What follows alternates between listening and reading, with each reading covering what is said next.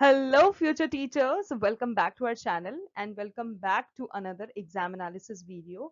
तो guys, जैसे कि हम सब जानते हैं, आज हो गई है 18 फरवरी और आज का आपका DSSB-PRT का जो एग्जाम होना था फर्स्ट शिफ्ट का, वो गाइस कंडक्ट करवाया जा चुका है। ठीक है, तो आज के इस वीडियो में हम क्या करने वाले हैं? आज के इस वीडियो में हम बात करने वाले हैं DSSB-PRT जो कि आपका 18 फरवरी 2026 यानी आज उसके एग्जाम एनालिसिस की हम बातें करेंगे।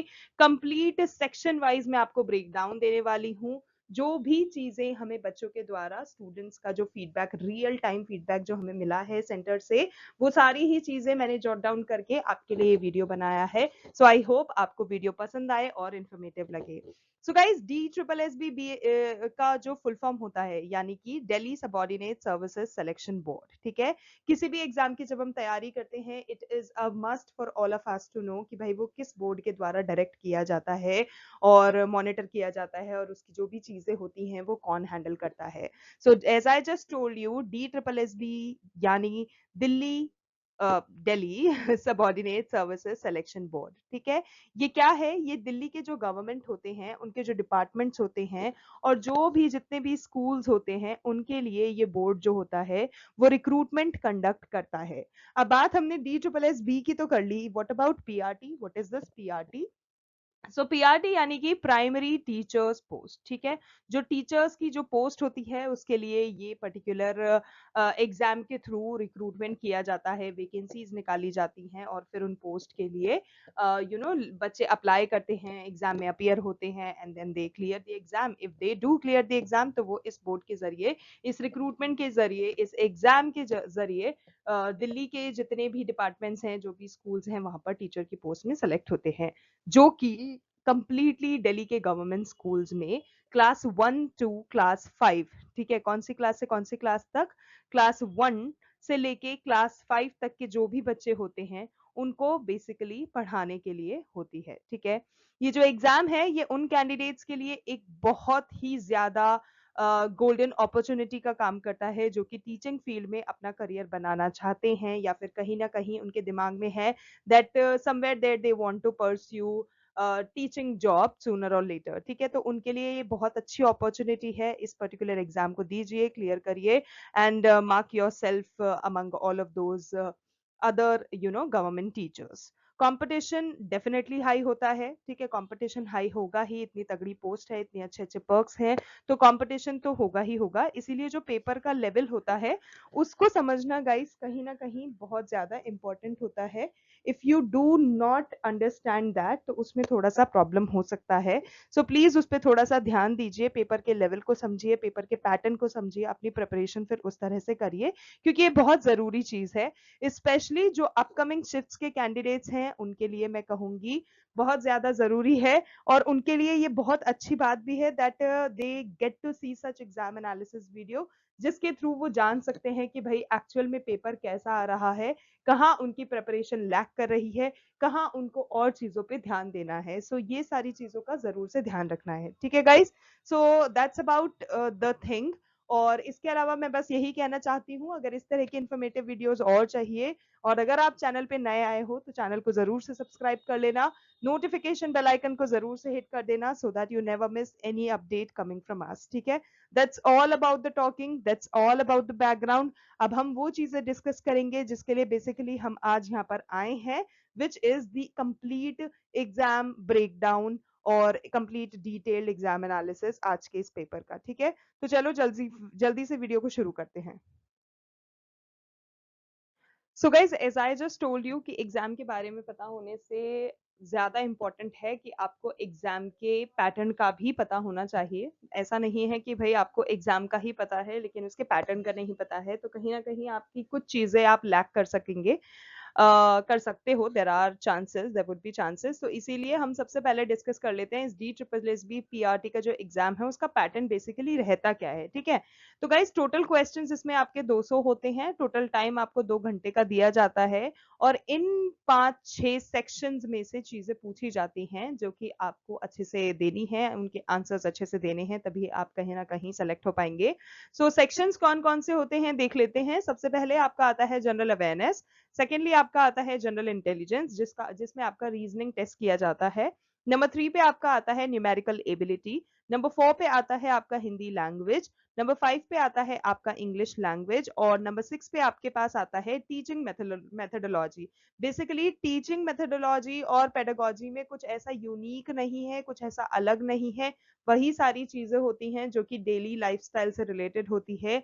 उसमें बेसिकली ये टेस्ट किया जाता है कि मान लो आप टीचर बन गए, then how are you going to supposedly उस सिचुएशन में कैसे रिएक्ट करेंगे, कैसे क्या करेंगे। तो चाइल्ड डेवलपमेंट से रिलेटेड कुछ चीजें होती हैं, टीचर से रिलेटेड जो क्वेश्चंस होते हैं वो होते हैं, पेडागोजी रहता है, आईसीटी रहता है, वही सारी चीजें होती हैं जो कि आप उस सिचुएशन में कैसे हैंडल करेंगे।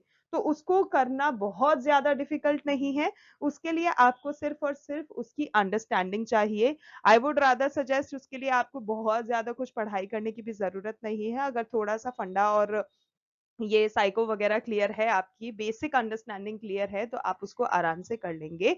इनफैक्ट कल के पेपर में बच्चों ने बताया था कि जो पैडागोजी थी वो तो बहुत ही इजी थी, बहुत ही ज्यादा डुएबल थी। इतने आसान क्वेश्चंस थे जिसमें कि अगर आप थोड़ा सा भी तिगनम बैठाते हो, अपनी अंडरस्टैंडिंग उस क्वेश्चन के हिसाब से लगा पाते हो, तो it is very much easy for you to do that. ठीक है, तो टीचिंग मेथडोलॉजी में वही सब रहेगा कि भाई वो एक्चुअली टेस्ट करना चाहते हैं इस सेक्शन के थ्रू कि अगर आपको इस पोस्ट के लिए ले लिया गया तो are you actually suitable for that, क्या आपको टीचिंग मेथडोलॉजी पेडागोजी से रिलेटेड चीजें पता है या नहीं। इफ यस तो फिर तो बल्ले बल्ले, इफ नो तो you need to work upon that. ठीक है, so that is about teaching methodology.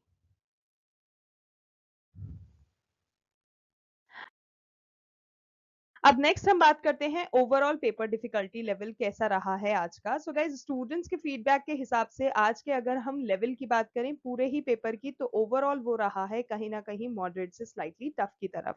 ऐसा नहीं है कि चीजें सारी ही आसान थी, ऐसा नहीं है कि चीजें सारी ही टफ थी। सो मॉडरेट टू स्लाइटली टफ की तरफ आपका रहा है पेपर का डिफिकल्टी लेवल। जिसमें अगर हम बात करें कि पैडागोजी थी वो डेफिनेटली कंसेप्चुअल थी, लेकिन अगर आप उन कॉन्सेप्ट्स को अपनी अंडरस्टैंडिंग्स के साथ रिलेट करते हुए, कोरिलेट आई वुड रादर से कोरिलेट करते हुए चलते हैं, तो उस कंसेप्चुअल पैडागोजी को आप आराम से अटेम्प्ट कर सकते हैं। नेक्स्ट बात करें जनरल अवेयरनेस की, तो गाइस जनरल अवेयरनेस में करंट अफेयर्स जो थे उनका अच्छा खासा वेटेज आज देखने को मिला। बच्चों ने बताया कि काफी करंट अफेयर्स थे, मोस्टली 2025 से ही करंट अफेयर्स के क्वेश्चंस आ रहे हैं, कल भी वहीं से थे, आज भी वहीं से थे।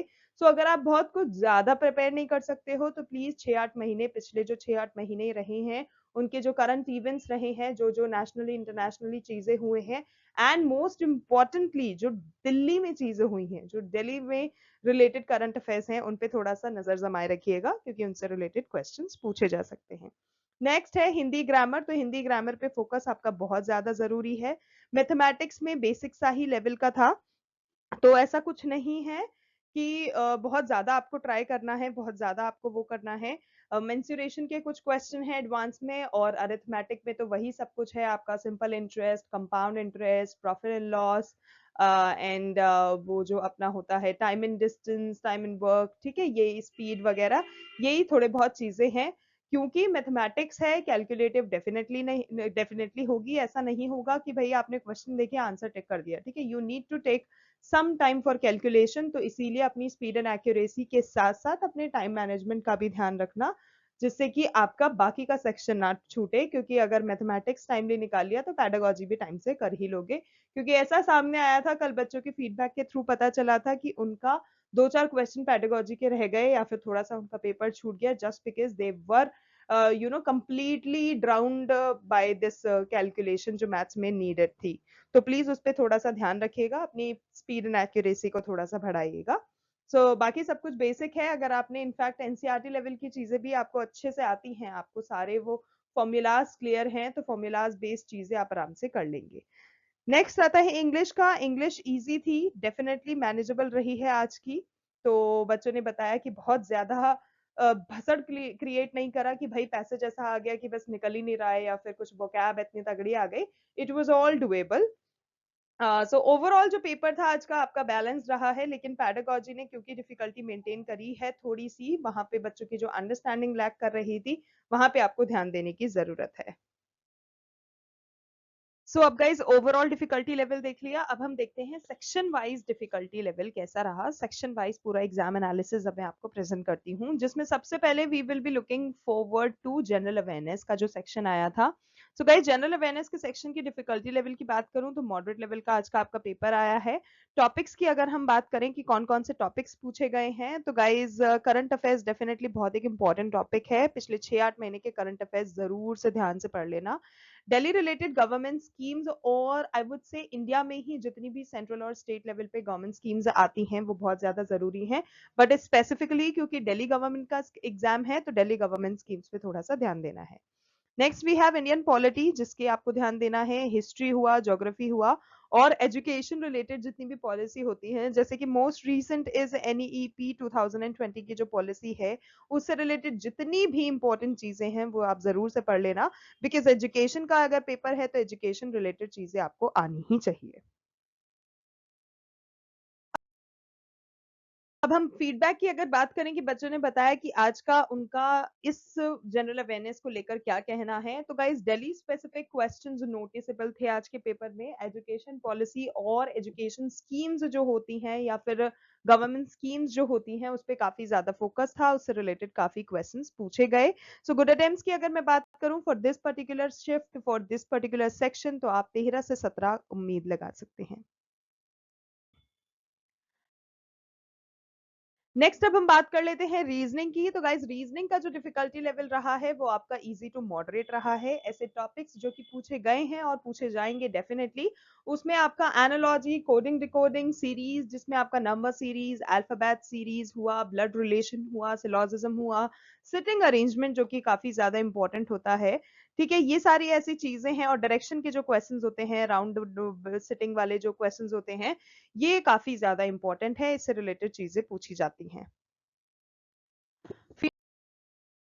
फीडबैक की अगर हम बात करें फॉर दिस पर्टिकुलर सेक्शन, तो गाइज स्कोरिंग सेक्शन रहा। आज भी आपका जो रीजनिंग है वो स्कोरिंग ही साबित हुआ। कल भी आपका रीजनिंग का जो सेक्शन था वो अच्छा था, तो people are candidates are pretty much happy with this particular section. तो आपको उस पर ध्यान देना है कि किस तरह से आप अपनी प्रिपरेशन को इतना स्ट्रांग बनाएं कि रीजनिंग का जो सेक्शन है वो आपके लिए काफी ज्यादा स्कोरिंग हो जाए, ठीक है, क्योंकि बहुत ज्यादा चीजें इनडायरेक्ट नहीं आ रही हैं, घुमा फिरा के नहीं आ रही हैं इस सेक्शन में, डायरेक्ट ही आपके क्वेश्चंस आ रहे हैं, तो you can easily attempt all of those.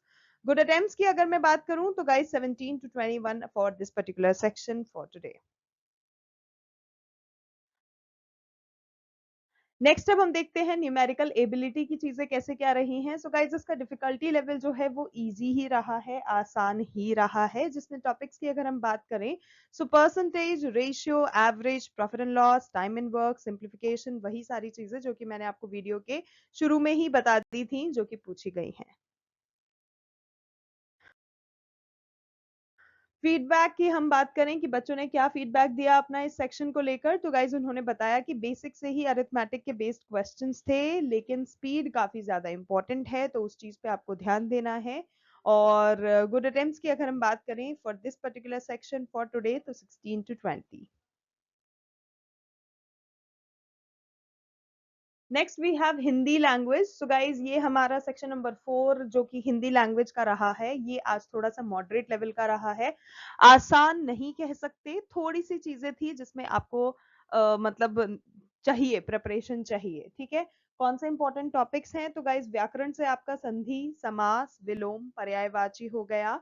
इसके अलावा अपठित जो गद्यांश होता है वो हो गया, वाक्य सुधार हो गया, मुहावरे हो गया। मुहावरे कल भी अच्छे आए थे लेकिन कल आसान थे, आज थोड़ा बच्चों ने बताया कि आपको प्रिपरेशन की नीड है, सो उस चीज का जरूर से ध्यान रखिएगा।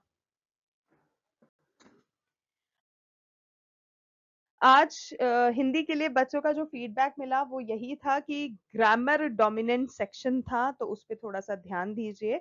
जो हिंदी व्याकरण है आप उस पर थोड़ा सा ध्यान दीजिए, अपनी प्रिपरेशन को अच्छा रखिए।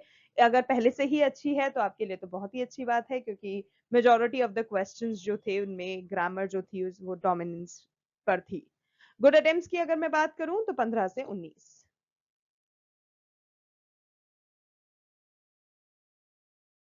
Okay, next we have English language. So guys, English language का जो डिफिकल्टी लेवल है वो आपका इजी टू मॉडरेट रहा है। मतलब इट वाज लाइक 60-40 का रेशियो आप कह सकते हो। 60% of the students they said कि इजी है, and on the other hand 40% of the candidates they said कि मॉडरेट है। सो आप किस कैटेगरी में फॉल करते हो, आप उस हिसाब से अपने आप को कैटेगराइज कर सकते हो। सो टॉपिक्स की अगर हम बात करें, सो रीडिंग कॉम्प्रिहेंशन हो गया, एरर डिटेक्शन हो गए, सिनोनिम एंटोनिम्स हो गए, फिल इन द ब्लैंक्स हो गए, सेंटेंस इंप्रूवमेंट के जो क्वेश्चन हो गया, सीधा साधा सा वोकैब हो गया, और वर्ड्स वाले क्वेश्चंस हो गए। तो इंग्लिश में मोटा मोटा यही कुछ था। एंड अगर हम बात करें फीडबैक की, सो फीडबैक बच्चों ने यही दिया कि जो इंग्लिश था वो मैनेजेबल था, लेकिन जो रीडिंग कॉम्प्रिहेंशन आया वो थोड़ा सा मॉडरेट था, उसकी लेंथ थी, उसको पढ़ना समझना फिर क्वेश्चन करना थोड़ा सा टाइम टेकिंग रहा बच्चों के लिए। So English therefore it was a little moderate side पर। गुड अटेम्प्ट्स की मैं बात करूं तो 16 to 20 आप गुड अटेम्प्ट्स कंसिडर कर सकते हैं for this particular section. And at last we have teaching methodology, जो कि पैडागोजी आपकी काफी ज्यादा इंपॉर्टेंट सेक्शन जो है, ये थोड़ा सा गाइज आपके लिए मॉडरेट लेवल का रहा है। थोड़ा सा कुछ बच्चों को टफ भी लगा है, may be because they could not have that child development understanding जो कि उस चीज की रिक्विजिट होता है बेसिकली। तो उन लोगों के लिए थोड़ा सा स्लाइटली टफ की तरफ रहा। बाकी काफी ज्यादा बच्चों ने ये बताया कि इजी थी, अंडरस्टैंडिंग चाहिए थी बट इजी थी। थ्योरीज डेफिनेटली थी भाई, अगर आप चाइल्ड डेवलपमेंट पेपर दे रहे हो, टीचिंग रिलेटेड पेपर दे रहे हो, तो चाइल्ड डेवलपमेंट थ्योरी तो आएगी ही आएगी, इतना तो आपको लेके ही चलना है पहले से। बाकी तो लर्निंग थ्योरीज हो गई, एंड इंक्लूसिव एजुकेशन रिलेटेड जो भी चीजें होती हैं उससे रिलेटेड क्वेश्चंस हो गए।